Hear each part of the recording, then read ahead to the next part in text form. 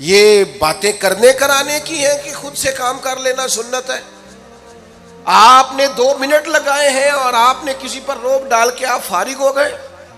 اخلاقی رویوں میں سب سے زیادہ ضروری تو دوسرے کا احساس کرنا ہوتا ہے۔ اخلاقی رویوں میں سب سے زیادہ حاجت تو دوسرے کی تکلیف اور شدت کا احساس کرنے کی ہوتی ہے۔ میرے صاحب فرمایا کرتے تھے 10 منٹ کیوں انتظار کراتے ہو لوگوں کو؟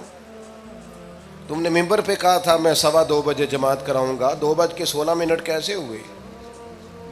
تمہیں اس کا پاس ہونا چاہیے تھا، تمہیں خیال ہونا چاہیے تھا کسی شخص کو کسی وجہ سے کوئی تکلیف، کوئی کسی اذیت کا شکار کیوں ہو، کوئی پریشان۔ میں اب تو الحمدللہ آپ اتنی بڑی تعداد میں آ گئے کہ جگہ آپ کے لیے مشکل ہو گئی، ورنہ شروع میں جب میں محافل کا ٹائم دیتا تھا تو میں وقت پہ چلا جاتا تھا۔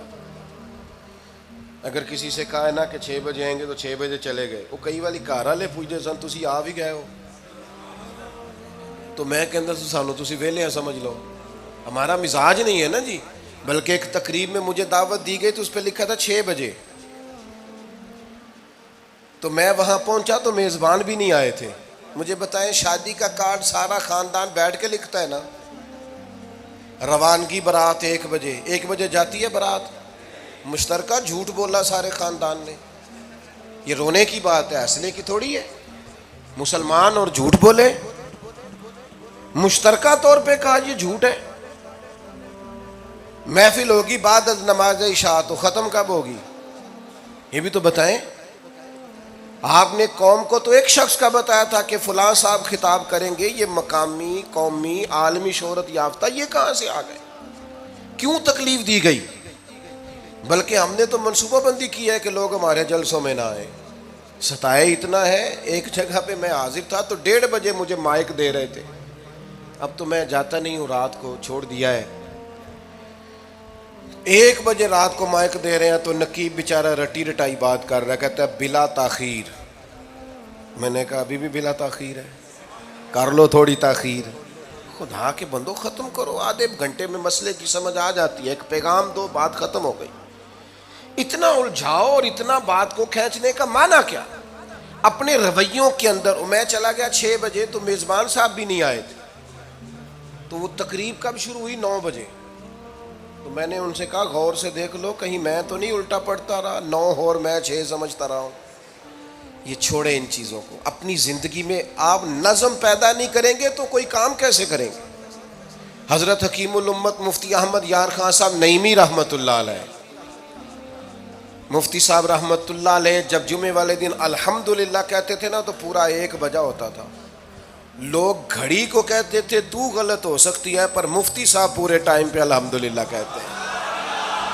بلکہ ان کے بارے میں معروف ہے کہ وہاں ایک ذمہ دار تھا، بھینسوں کا دودھ دھوتے ہیں نا دیہاتی لوگ، تو عصر کی اذان سے 5 منٹ پہلے مفتی صاحب مسجد تشریف لے جاتے۔ یہ اخلاق ہے، یہ آپ کا رویہ ہے، یہ آپ کا انداز ہے۔ عصر کی اذان سے 5 منٹ پہلے جاتے تھے، جا کے وضو بنانا پڑے تو سنت ادا کر کے بروقت نماز میں شامل ہو جائیں۔ تو مفتی صاحب گزر جاتے تو وہ ذمہ دار اپنے بیٹے سے کہتا کہ اب آپ نا بچے کو چھوڑیں بھینس کے نیچے تاکہ ہم بھینسوں کا دودھ دھوئیں۔ تو ایک دن وہ بیٹا کہنے لگا ابا جی ابھی تو یہ سورج کھڑا ہے، عصر کا ٹائم کہاں ہوا ہے؟ تو کہنے لگا تو چھڑ دے کٹا، مفتی صاحب لنگ گئے نہیں، ٹائم ہو گیا ہے۔ یہ ہمارے بزرگوں نے ہمیں رویے سکھائے۔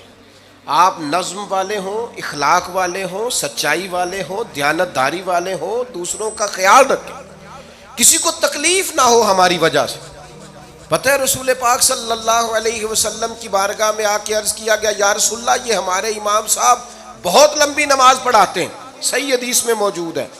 نماز ہی پڑھاتے تھے نا، قرآن ہی پڑھتے ہوں گے نا، کتنا اعزاز والا کام ہے۔ یا رسول اللہ یہ بہت لمبی نماز پڑھاتے ہیں۔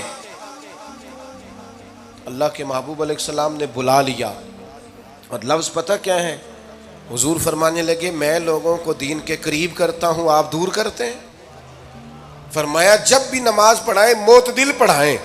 اور خود حضور کا عمل کیا ہے؟ حضور فرماتے ہیں جب میں نماز میں کھڑا ہوتا ہوں تو میرا دل کرتا ہے میں لمبی نماز پڑھاؤں، ہمارا جب کسی شے کو دل کرے تو ہم چھوڑتے ہیں. میرا دل کرتا ہے میں لمبی نماز پڑھاؤں، لیکن حضور فرماتے ہیں پھر پیچھے سے کسی بچے کے رونے کی آواز آتی، میں سوچتا ہوں اس کی ماں پریشان ہوگی، میں نماز مختصر کر دیتا. اور میرے بھائیوں، نماز میں بھی لوگوں کا احساس، ہماری طبیعت ہی نہیں رہی. کوئی آدمی ہارن دے رہا ہے پیچھے سے، اور سامنے گاڑی میں دو بندے کھڑے، گاڑی مین روڈ پہ کھڑے کر کے باتیں کر رہے ہیں، اور وہ ہارن بجا رہا ہے تو کہتے ہیں ٹھہر جا، آگ بجھانی ہے جا کے. ایک تو آپ نے اتنا ظلم کیا کہ آپ نے روڈ بند کیا، اور دوسرا اخلاقی رویہ یہ ہے. اور میرے بھائی یہ بھی بد اخلاقی ہے کہ آپ اپنا موٹر سائیکل مین روڈ پہ کھڑے کر کے دکان پہ چلے جائیں، لوگوں کو تکلیف میں ڈالیں گے. اسلام اس کی اجازت نہیں دیتا.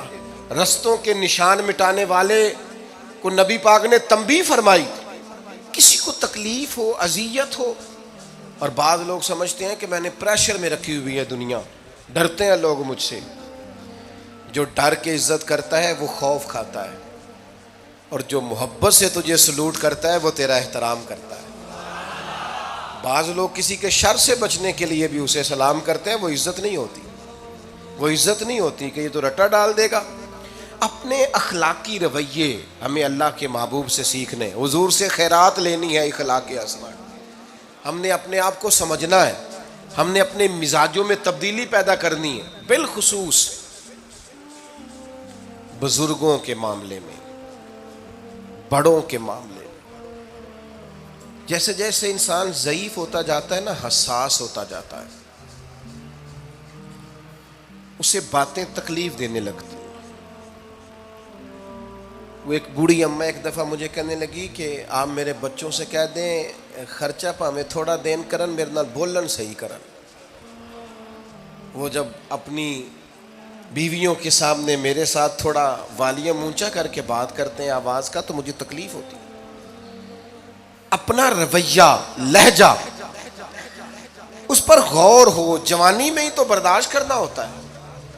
اپنے مزاج کو کبھی بکھرنے اور ٹوٹنے نہ دیں. اور سب سے زیادہ بندے کا پتہ ہی تب چلتا ہے جب کوئی اسے پورا غصہ دلائے، جو پھر کنٹرول کرے، وہی تو کمال آدمی ہوتا ہے. آ کے کہا گیا تھا نا نبی پاک علیہ السلام کو کہ یا رسول اللہ، وہ معاذ اللہ ان لفظوں کے ساتھ تانا و تشنیع کرتے ہیں، نقل کفر نہ باشد.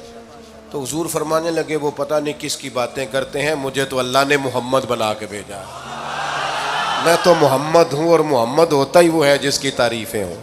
وہ پتہ نہیں کس کی باتیں کر رہے ہیں، چھوڑو. وہ پتہ نہیں اس کی بات کر رہے ہوں گے جس کا وہ معاذ اللہ نام بگاڑتے ہیں. میرے عزیز، تھوڑا سا برداشت، اور آپ جملوں سے غور کریں، کسی کے لہجے سے غور کریں کہ وہ بندہ کہیں تکلیف میں تو نہیں، آزمائش میں تو نہیں.